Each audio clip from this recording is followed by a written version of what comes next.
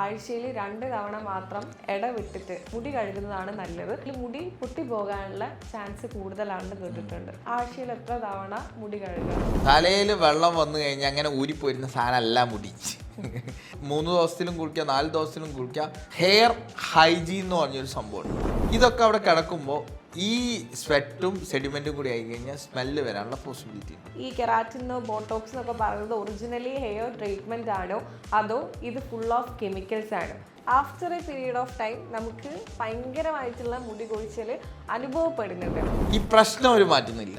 ഇവരെന്ത് ചെയ്യും? താൽക്കാലികമായിട്ട് ഭംഗിയാവണം. എന്നിട്ട് ഈ ബ്യൂട്ടീഷ്യൻ പറയുന്നതാണ് ആര് കേൾക്കാൻ പോകുന്നത്? Exactly what they know about hair. വലിച്ച് സ്ട്രെയിറ്റ് ചെയ്ത് സ്മൂത്ത് ചെയ്ത് സാധനം പൊട്ടാൻ തുടങ്ങും, മുടി കൊഴിച്ചിൽ കൂടും.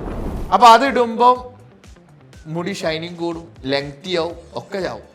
ഹെൽത്തി അല്ലാത്തൊരു ഹെയറിൽ പോയിട്ട് ഇങ്ങനെയുള്ള ട്രീറ്റ്മെന്റ്സ് ചെയ്താൽ പ്രോബ്ലംസ് കൂടും. ഇത് ബ്യൂട്ടി പാർലറിലെ ആൾക്കാരല്ല ഇതൊന്നും തീരുമാനിക്കേണ്ടത്. അവർക്ക് കോൺഫിഡൻസ് കൂടും. ഇപ്പം ഞാൻ സൂര്യൻ്റെ കാര്യമൊക്കെ ഞാൻ അങ്ങോട്ട് പറഞ്ഞു കഴിഞ്ഞാൽ സൂര്യക്ക് എന്ത് ചെയ്യും?